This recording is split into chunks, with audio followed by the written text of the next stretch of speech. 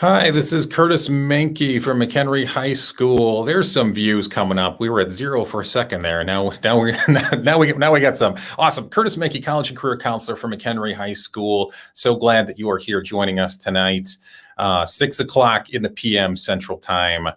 I am here in our brand new College and Career Center at McHenry High School, formerly known as West Campus. That's the building we are in. We have got this amazing new facility. I just hung up my Marvel poster over my shoulder the other day. I hung up my Walter Payton poster yesterday. So we're getting there. That's not why you came here today, though. Today, we have a presentation on financial aid. That topic, how to pay and finance what's next, whether it is your training and education or your students' training and education. My partner in crime here today, I'll turn things over to him in a moment, Sean Coveney from the Illinois Student Assistance Commission, one of our best partners.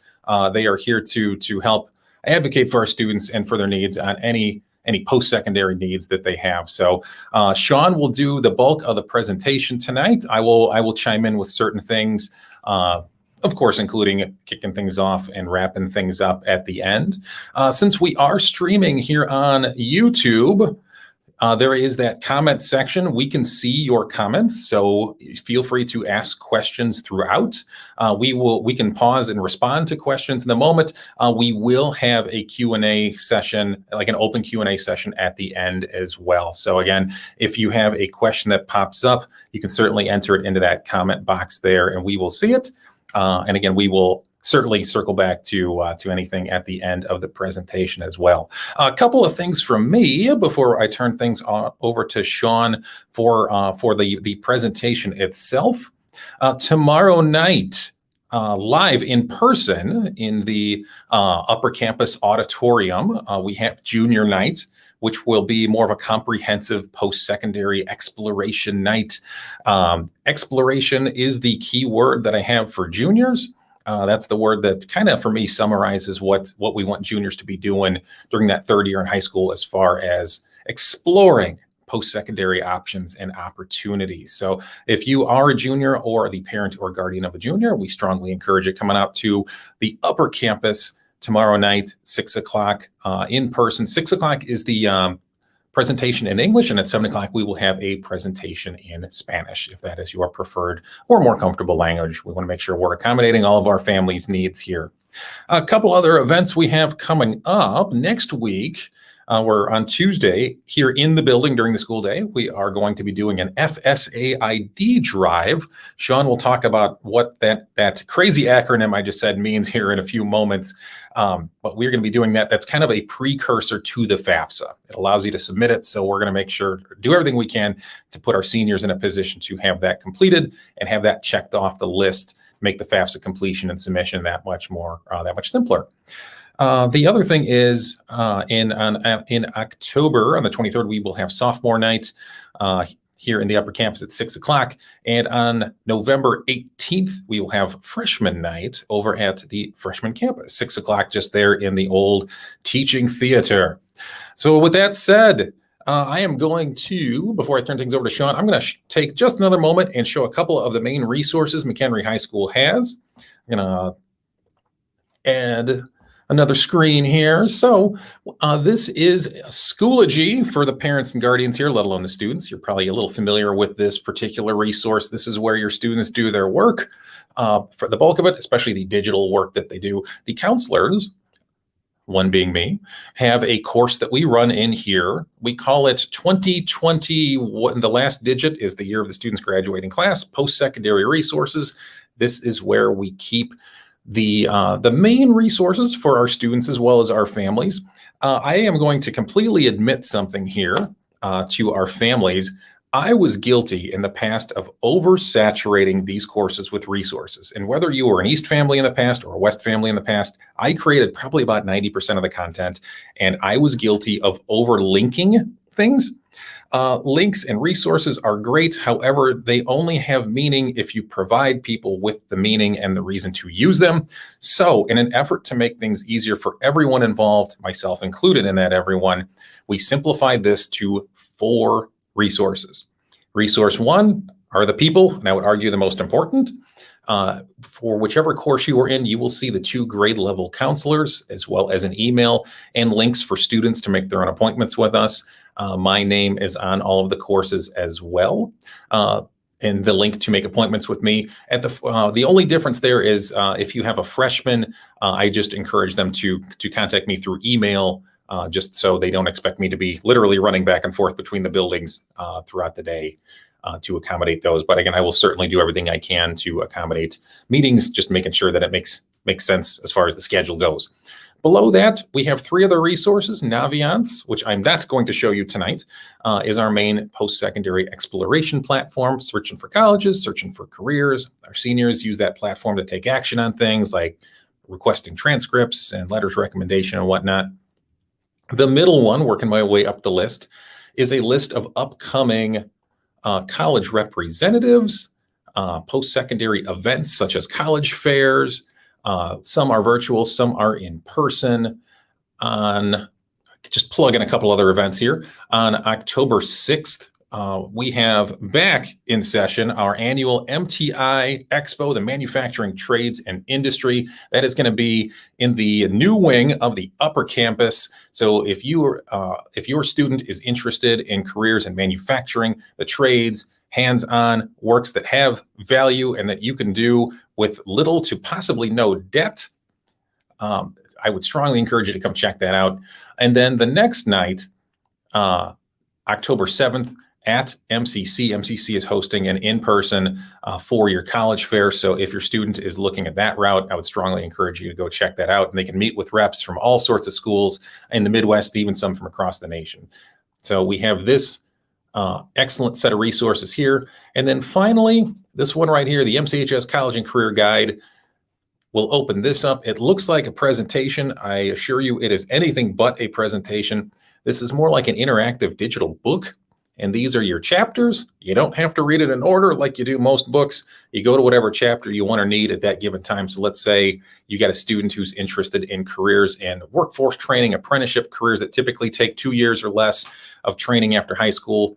We go right there and we have an entire section on workforce training opportunities, as well as very simply stated some local options as well, making sure that we've got those avenues to get your students where they want to be in a couple of years. So I've been yapping here for a while, a little longer than I wanted to. So let me take that down from our screen. Sean, you ready to go?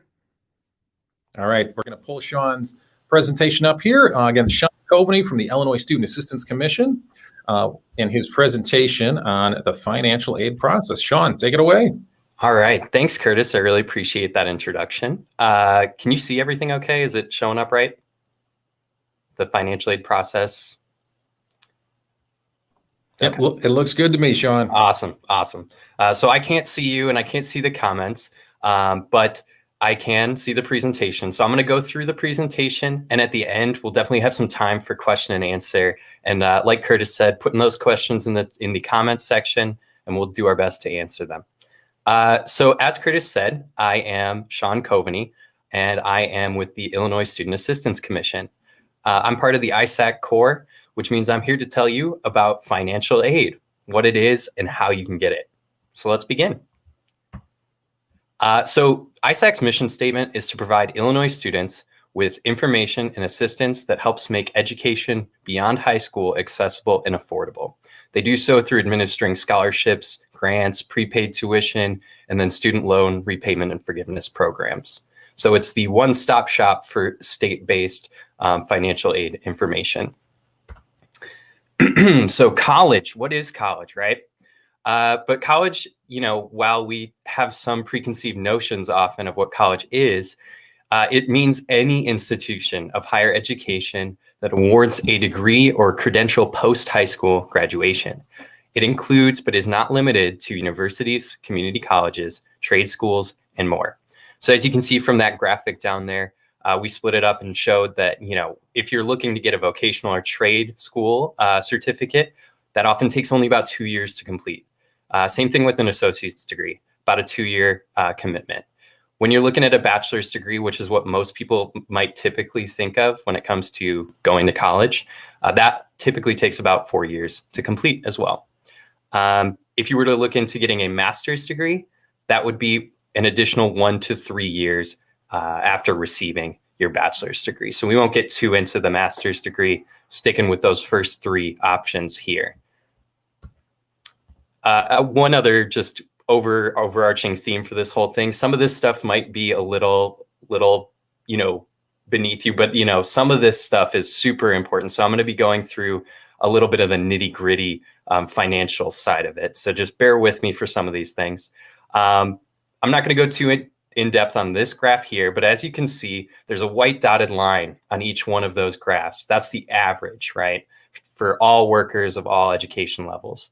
You can see from the graph on the left that those with a bachelor's degree typically have a higher average weekly earning than those with just a high school diploma.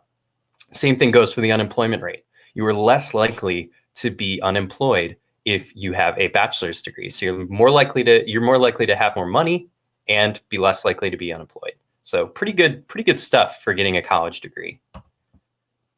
So throughout this process, you're going to be asking a lot of questions.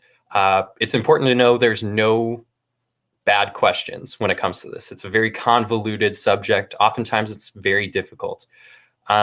So there's some of these questions might be like, can I afford college? How much will it cost? What is financial aid? What is the FAFSA? When and how do I apply for that? And where can I get help? Well, where can I get help? I'll just answer that now. That could start with me. So I'm going to go through a lot of these questions and hopefully try and answer them throughout this process. So what is financial aid? Well, financial aid is money that is borrowed, given, or earned that can be used to pay for college, and it's often obtained from various sources. So financial aid makes college affordable for you. It's intended to make up the difference between what your family can afford to pay and what college costs. That big bold text down there at the bottom is super important. If you think you can't afford college, think again. There's a lot of aid out there. So there are 2 main types of financial aid. When we talk about financial aid, 2 big things is the gift aid and self-help aid. Gift aid, it's pretty self-explanatory in the name, but think something you've already done, right? Something you've already accomplished or earned. You don't have to do anything more to get it. So that's going to be your grants and your scholarships. Grants often are need-based, scholarships based on how well you've done in school, sports you play, the music instrument you play. I've seen some pretty interesting scholarships out there. They're offered for a variety of reasons. But these are things that you've already done to earn it. Now, the second type of financial aid would be self-help aid. And self-help aid, there's an expectation that there's more responsibility in order to earn it. So loans, obviously that's money you take out in order to pay for school. The responsibility is then to pay that back. Work study, which I'll talk about a little in the next slide, is a program where you actually work at the school on or off campus in order to get some money in, and that's a form of financial aid, but you would actually have to go to work to get it. So that's why it's considered self-help aid. So let's go ahead and talk about it a little bit. Federal Work Study is a need-based employment program, excuse me, that provides on and off-campus jobs to students. So you would get that program by completing the FAFSA. There's a box on the FAFSA that just says, are you interested in federal work study? A pro tip, I recommend that everybody say yes, because you can always say no later. But if you're open to receiving that aid, go ahead and just say, yes, I'm open to federal work study. You don't get penalized for saying that. And you, again, can just say no later if you decide you don't want to do it. It is a campus-based financial aid program. Funds are limited and available only at participating post-secondary institutions. So the way the funding for this works, it's federally funded through the school, and the school chooses how to separate that up.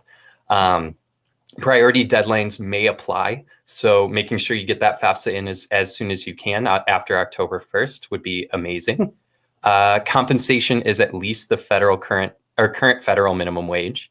So at no point would you be making less than, what is it, $7.25? You would at no point be making less than that. And a student must earn these funds. So they got to show up to work in order to get it. Makes sense. Sources of financial aid. So there are four main sources of financial aid. One of them is just kind of a catch-all, so that's not really fair. But the biggest one is the federal government. That's the largest provider of student financial aid available to you.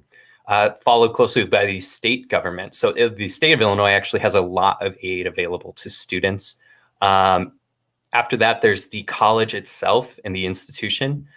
So whatever school or place you decide to go, they often have the ability to add aid to your aid package.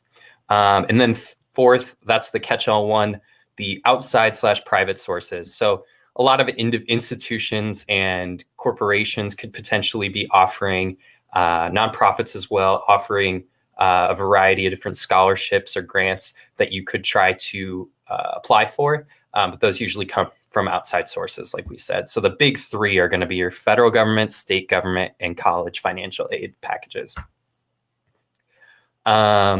Sources of financial aid, the must get to know of financial aid sources. So like we talked about, the state of Illinois has a lot of aid that predominantly comes through the Illinois Student Assistance Commission, my employer. Switching to the federal side, that's the U.S. Department of Education. So those two websites, www.isac.org and then studentaid.gov. Those are the two big websites that will help you get some better knowledge on financial aid. But let's keep talking about it a little more. So the two big grants that you might be applying for when you fill out the FAFSA. The first one up top, the MAP grant, the one in blue, that is a state of Illinois MAP grants program, which stands for Monetary Award Program. And that is a need-based grant. We'll talk a little bit more about the Pell Grants now, which is the federal side. So again, MAP grant is for the state of Illinois. Pell Grant is for anybody in the US filing the FAFSA. If you file the FAFSA here, though, you would potentially be applying for both, which could leave you with $11,991 to go to school, which is pretty substantial. Would recommend. The Illinois Student Assistance Commission grant program. So we talked about the MAP program. Again, that's about $5,496 estimated. We also have the Illinois Veterans Grant and National Guard Grant, and the grant for dependents of police, fire, and correctional officers. There are a lot more rules and regulations regarding who can receive these. So if you think this might apply to you, stick around after and we can definitely address any questions you have about it. That also goes for the Minority Teachers of Illinois Scholarship and the Special Education Teacher Tuition Waiver. So those are for students who are looking to go specifically into the teaching field and also making a commitment to work as a teacher oftentimes after graduation. So there are special requirements for those as well. U.S. Department of Education grant programs. So that's going to be the federal Pell Grant. Again, that's a need-based grant along with the MAP grant. So you would need to demonstrate some form of financial need when you file the FAFSA in order to receive that. Additionally, there's the Iraq and Afghanistan Service Grants and the TEACH grants. Campus-based programs, we have the FSEOG, or Federal Supplemental Education Opportunity Grants. Fun fact, that was going to be my next tattoo. It wasn't. It's just a horrible acronym. Following that, we have federal work study. So we talked about that, but that's going to be colleges determining the total amount. So that's federally funded, but the college determines how that's split up. So some loan programs, switching gears. When evaluating loan options, consider the following. What is the source of the loan? Where's that money coming from? If you know who the source is, that's who you'll be contacting if you have any questions, and you very well may have questions. So definitely important to know the source of the loan, where it's coming from. The difference between subsidized and unsubsidized loans. We'll talk about that in the next slide, but that's just something to put on your radar for now, that there is a difference and it's important to know them. It's important to know what the interest rate is. Additionally, the repayment and grace period. So how much will you be paying long-term? How much interest will accrue every month until you pay it off? And what's the grace period like? How long after I graduate or through the final disbursement do I have to pay it back? So let's check I was right, subsidized versus unsubsidized.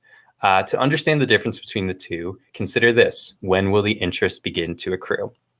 So for direct subsidized loans, that's a need-based loan, and the interest is paid for by the federal government while the student is in school, at least half-time or before the student graduates. So the federal government is continually making that interest payment while the student is in school. On the other side, unsubsidized loans, the student is always responsible for paying the interest. So the interest is accruing on that one, even while the student is in school. Nobody else is paying it off. So that's the big main difference there. So some federal loan programs, we talk about the subsidized and unsubsidized. As you can see, the type of loan broken down there: need-based for subsidized, not need-based for unsubsidized, both of which have a locked interest rate of 3.73% and a excuse me, grace period of 6 months. So you won't be paying necessarily be paying for that loan until 6 months after you graduate or fall below half-time status as a student. There's a graduate loan for direct subsidized as well, but we won't need to really talk about that as much. The direct plus loan, let's talk about that. It's unsubsidized, so nobody's paying the interest rate on that. It's also credit-based, so your parents would have to do a credit check before they could get approved for that, with a locked interest rate of 6.28%. So it's a bit higher than the direct subsidized and unsubsidized. Repayment also starts within 60 days of the final disbursement of the plus loan. So that's really important to know. But yeah, this is a typically more aggressive type of loan, but it is one that the federal government does offer. So for the purposes of financial aid, I'm going to be talking mostly about dependent students. For the most part, every student will be dependent until the age of 24. That's, again, for the most part. There are other situations, but the first year, the dependent student can take out $5,500 in loans with a maximum of $3,500 subsidized. So that's the one with the interest rate being paid off. Each year, though, that can increase by $1,000.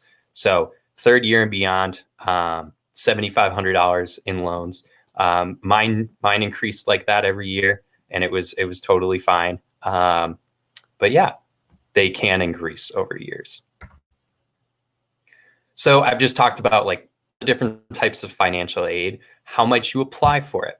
Well, to be considered for student aid, a student must complete all the forms required by a college. Communicate with each college to find out what is required for a complete application. By and large, the first step is going to be the FAFSA. There's also the alternative application for Illinois financial aid. I'll talk about that as well and who might be filling that out. And there also might be college-specific forms that you might have to fill out. So talking about the FAFSA, that stands for Free Application for Federal Student Aid. It's really important to note that that first word there is free. So you should not be paying nobody should be charging you, rather, to fill this out. And if they are, just ignore them. I mean, don't, because we do it for free and you can too. So the FAFSA is the first step in the financial aid process for most students. It's used to apply for state and federal financial aid programs. So by filling out the FAFSA, you are not only applying for federal financial aid, but you are also applying for state aid. A very important point right beneath that, some colleges use it to award institutional aid as well. And that's very important to see if like a private school, for example, might use the FAFSA a little more to obtain some other outside sources of aid for you. The application is available at no cost. Again, totally free. So if you ever need help with it, we offer that service for free with the ISAC core. The alternative application for Illinois. So this application is only for the state financial aid. It's open to qualifying undocumented students and transgender students who are typically not eligible to complete a FAFSA or receive federal financial aid. Some colleges also use it to award institutional aid. So it functions much in the same way as the FAFSA. It's just for people who do not qualify for the FAFSA. And the application is also available at no cost. One very important note at the bottom there, students should complete either the FAFSA or the alternative application, but not both. So if you qualify for the FAFSA, you'll fill out the FAFSA. I've said FAFSA so many times, my goodness. So the when, who, hows, and whys of the financial aid applications, when they start on October 1st. So the FAFSA and the alternative application come out October 1st. It's important that you check with the colleges you're interested in. That's just a good rule of thumb in general. Contact their financial aid office and see what those deadlines might look like. You don't have to be doing that right now because typically your first step will be the FAFSA. Who's going to be filling this out? So that's going to be high school seniors and college students. Their parents will help, but it's not their application. So when you start the application, it really should be the student's application. They do so on FAFSA.gov for the FAFSA, obviously. And alternative app can be found at isac.org/alternative app. So why might you use the financial aid application? Well, it's to determine eligibility for federal and state aid programs that we just talked about. And some institutions use these to award additional institutional aid. So some parent information. So who's going to be considered parents for the purposes of financial aid? So most students must report parental information, like I said, until the age of 24. For parents, for financial aid purposes, parents there are only three types of parents. There's biological, adoptive, and step parents if married to the biological parents. Again, that's just for financial aid purposes. Those are the only three that are accepted on the FAFSA as parents or the alternative app. Nobody else should be providing information, just the student and the parents that satisfies one of those three criteria. And then legal guardians are not considered parents for financial aid purposes. So that's a very important point. Legal guardians for financial aid purposes are not considered parents. If parents are divorced, report the information about the parent that the student lived with the most in the past 12 months. So if student lived with mom for most of the year, student's going to be reporting mom's financial information. Yeah, that's pretty self-explanatory. But if you have any other questions, there are further ways to if you truly can't decide which parent the student has lived with more, there's other ways to decide that as well. The information that you would need to fill out the FAFSA and alternative app. For the FAFSA, you would need a social security number. Parents who do not have a social security number must enter all zeros when it asks for parent social security number. That's really important. Nothing else, just all zeros when it asks for parent social security number. But again, the student will still need their social. Alien registration number if a student is not a U.S. citizen, but still qualifies for federal aid. The FSA ID. Curtis mentioned this already, and we're going to talk a lot more about it. That will be my action item for you all tonight to do on your own or whenever you can. But some of the information, but again, we'll get to that. So some of the information that you might need for both applications. So whether you fill out the alternative app or the FAFSA, this is stuff you'd need for both. Federal tax returns, W-2s, other records of income.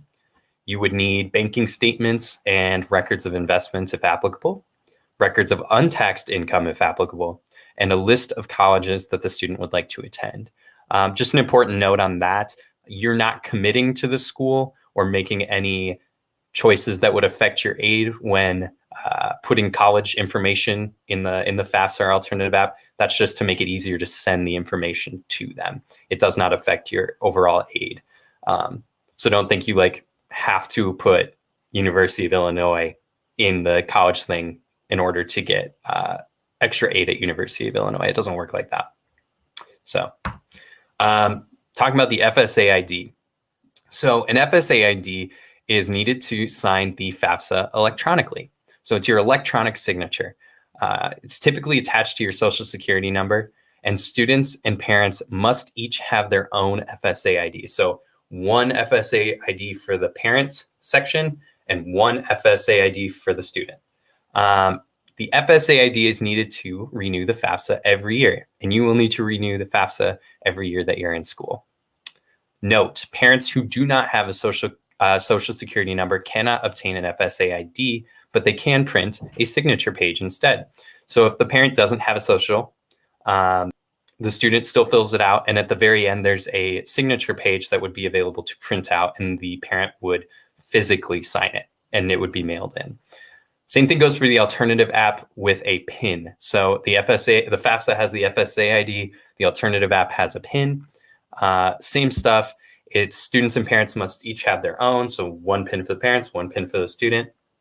And the PIN will be generated and sent via email by ISAC. It's important also to note that to obtain a PIN, parents only need to provide an email, so they don't need to provide their social. This is a really nifty tool that I really like. This is the IRS data retrieval tool. So when filling out the FAFSA, there's a button to link to IRS. Highly recommend that you do it if it's available to you and your tax information can transfer well. But this allows you to transfer all of your tax information and tax data onto the FAFSA seamlessly. It also, we'll talk about verification later, but it reduces that risk of getting selected for verification. So just another hoop that they'd make you jump through. You might not have to if you use the IRS data retrieval tool. So it transfers straight over into the FAFSA. Again, would recommend if it's available to you to use that. So when you finish the FAFSA and alternative app, it will generate a number called the EFC. EFC stands for expected family contribution. That's the big number that the FAFSA and the alternative app send to you.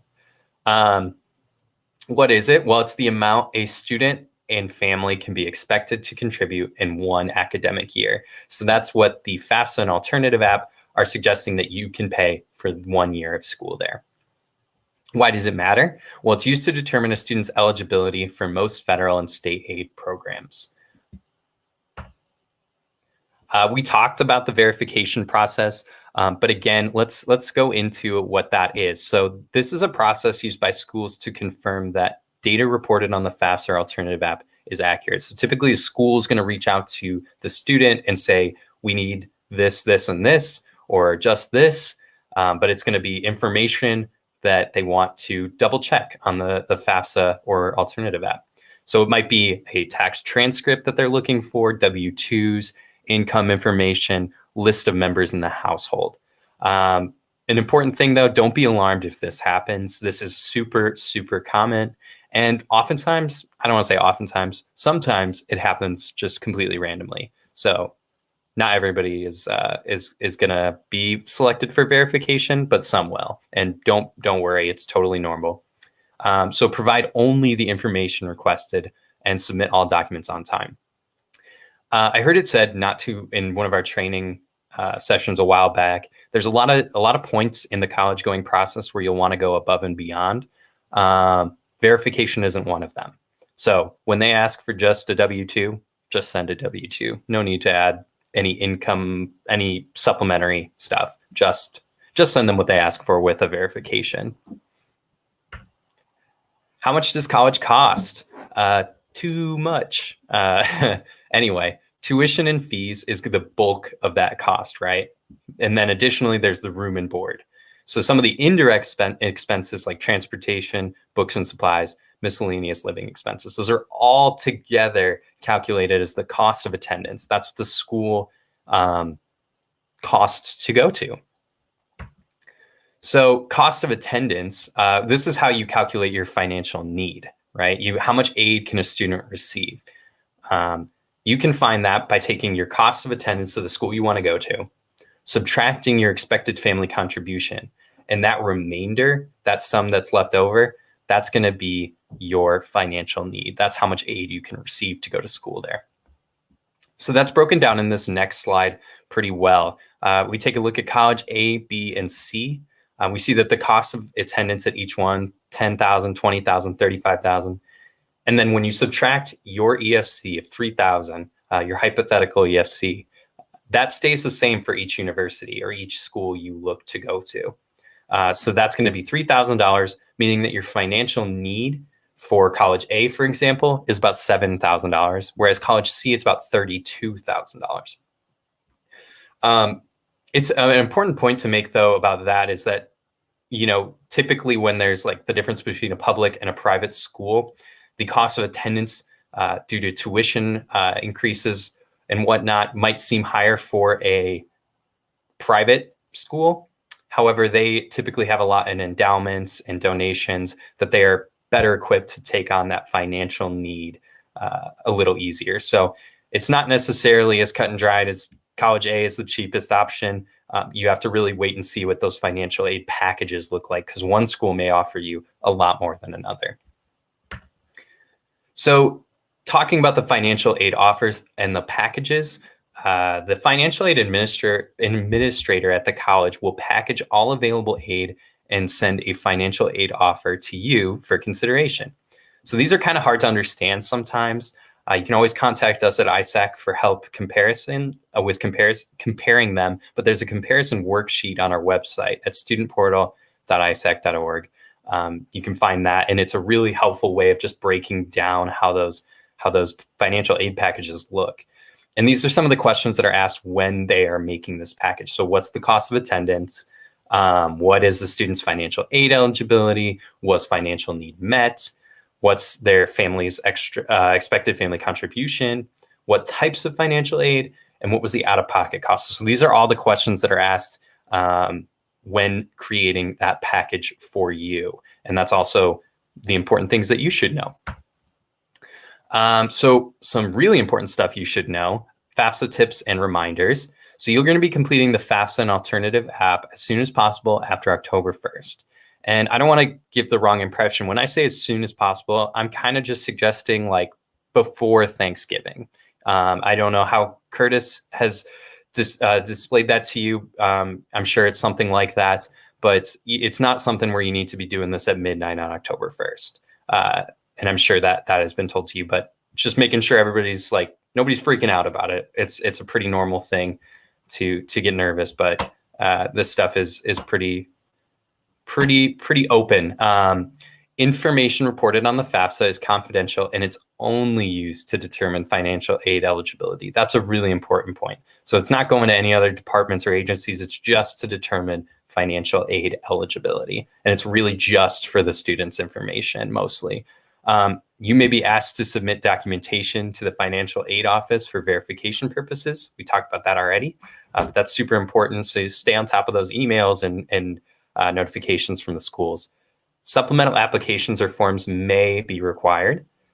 Additionally, you need to keep track of those deadlines. That's the biggest part through this whole process is going to be deadlines, and keeping a copy of everything you submit. That's just a good rule of thumb for everyone, really. And you must reapply for financial aid every single year that you're in school. So if you're going to school, you got to try and get that financial aid again. You don't want to lose out on that.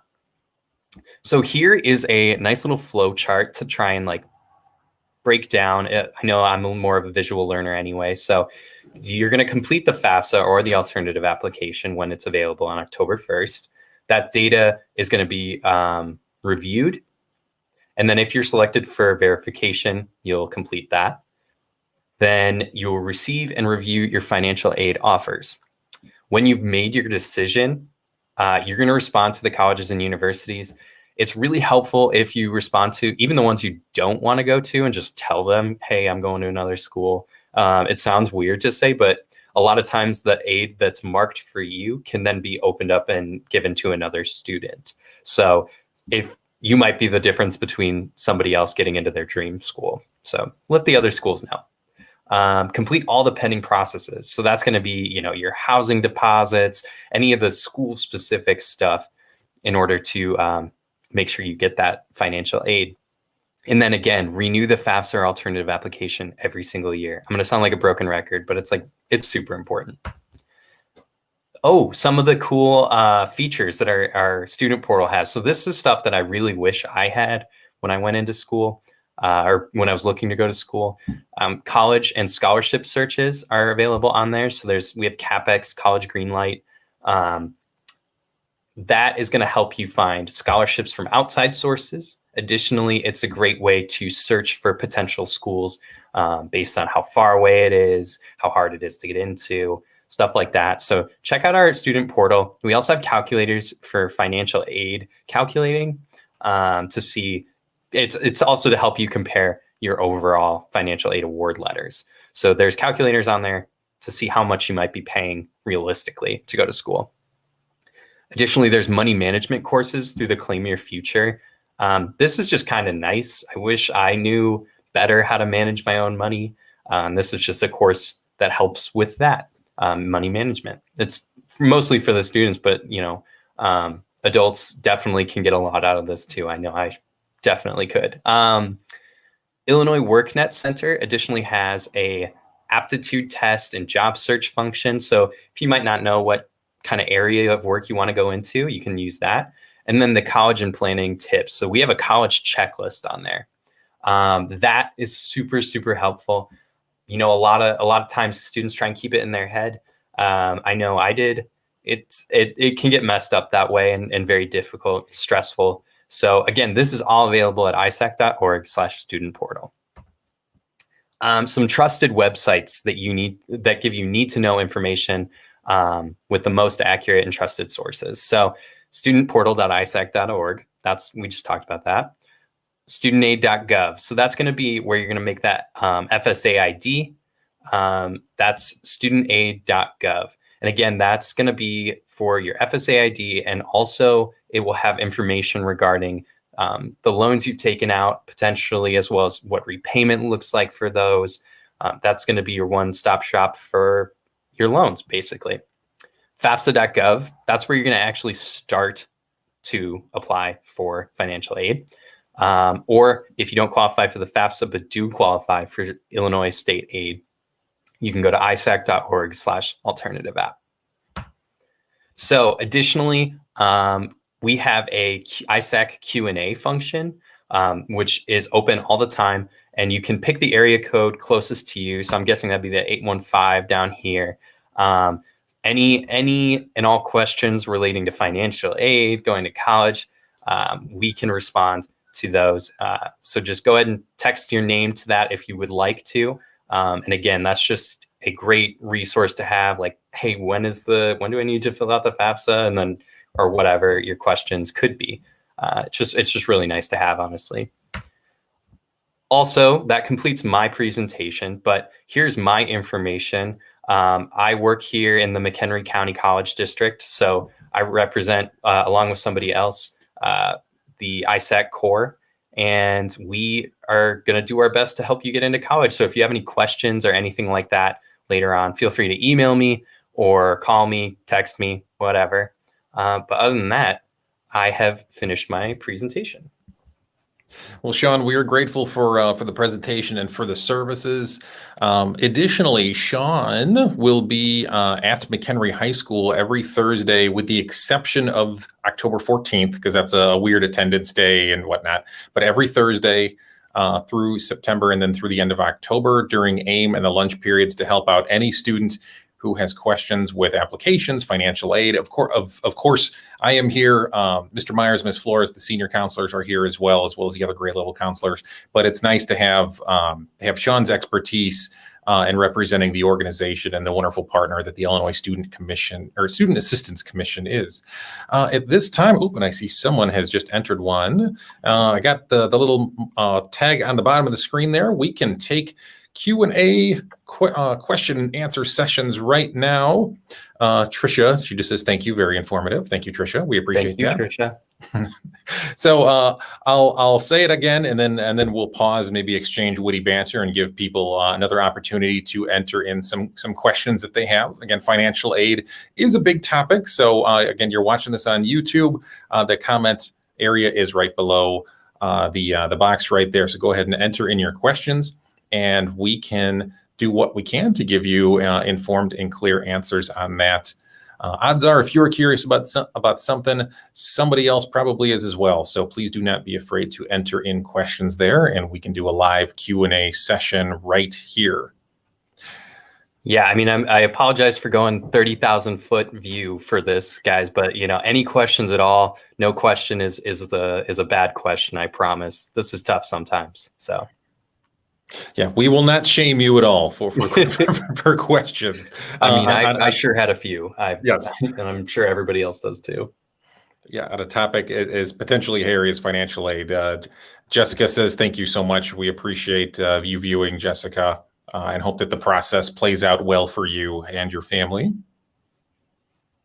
Of course, we will certainly take the gratitude as well. I am not I'm not so proud as to turn away thank yous. So I'm going to just throw the screen back up here again, just as a reference point. There's a couple of little keys on here. And again, this is one page that I like to refer to in our MCHS College and Career Guide. Again, you can access this in your students' Schoology 2020 something post-secondary resources course. Again, there's a wealth of information in there about all post-secondary options. We'll give it another moment here for any other Q&A questions and answers that could be rolling in. Throw a little extra plug there for some other events that are coming up here at McHenry in the next couple of weeks. So tomorrow night for juniors or parents and guardians of juniors who are watching today, we have our annual junior night a couple months earlier than normal, where we're doing some of our programming now that our whole team and approach has kind of hit the reset button here in a good way. So tomorrow night, 6 o'clock in the Upper Campus Auditorium is junior post-secondary night. Tuesday next week, Sean and myself and the counseling team will be hosting an FSA ID completion drive for seniors. That'll be during the school day for students. I see Sean is pumped about that. And then the week after, after that, we will have, the October 6th is the annual MTI Expo. That is a wonderful event that we host for everyone in the county. That's from 6 to 8 in the new wing here at McHenry High School. And then the night after that, the 7th of October from 5:30 to 7:30 is a 4-year college fair that MCC hosts every year. We have just had a couple of questions roll in. So we got a question. I always feel like when we do these that I'm a kind of a game show host or maybe like a radio host. So yeah. Julie phones in with her question. So the students will get their FSA ID on Tuesday in school. So Julie, we are hosting an FSA ID completion drive. So it's not something that we hand students to register for an FSA ID, which again is like an electronic signature or an electronic PIN that you use to submit the FAFSA. Students will have an opportunity to go up to our table. We'll be in and out of the cafeteria from AIM all the way through 6th-hour lunch. So seniors just have to come up to us. It takes about 2 minutes tops or so, and we can at least check that little item off of the chart for them. So again, it's not something we hand to students. Students will come to us and create that with us. So excellent question, Julie. Jessica has a couple here. When filling out the FAFSA, if you're still choosing between schools, what do you put in it? And what do you put in when it asks for the school? You want to take that one, John? Yeah, I got it. So Jessica, when you're filling out the FAFSA, there's actually 10 spots to put your schools in online. At least I believe it's 10. It's more than 6 at the very least. But you can put in both schools, even if you haven't picked one.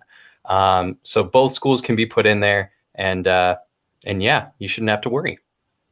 Yeah, I think it is 10. I think you can put it up to 10 and you can change them out too. So let's say it's February and your student just ran into some school they never thought of, and maybe they have a March 1st application deadline, and they put in the application, and it turns out that's where they want to go. You just subtract one out from the list and you add in that new school. Exactly. Yeah, this has no bearing over whether or not you're eligible for financial aid. It's the most low-key section on the FAFSA. So definitely, if you change your mind about anything, don't sweat it. That part of the FAFSA can be changed. Your school selection can be changed. Jessica has another question. Direct plus loans, a very detailed question. She was taking notes on this one, Sean. Is there a general minimum credit score or range considering the interest rate is fixed? I do not know of a general range of credit scores. I know that my parents did not qualify for it when I was trying to go to school. So they had to apply and received a rejection before they could follow any alternate routes for loans. So I'm not familiar with any minimum or maximum. I guess that would just have to depend. It would just have to depend on the credit score, and I'm not familiar with it enough to answer that accurately. But if you want, I can definitely, you can send me an email afterwards, and I'll absolutely do some digging and try and find that for you. So yeah, just if you have any questions afterwards about something I said or want to see a copy of the presentation again, send me an email, sean.coveney@illinois.gov, and I will absolutely get back to you as soon as I can. We'll pause one more time for any lingering questions that people might have out there. Again, you can just enter those questions right into the comment box there in YouTube. Jessica says, thank you so much. You're quite welcome, Jessica. So pausing again just for a moment. So again, we thank Sean and our partnership with the Illinois Student Assistance Commission. I'm not saying this because he's on the line right now, but the Illinois Student Assistance Commission really is one of our strongest partners. I honestly consider between them and MCC to be our two greatest post-secondary partners.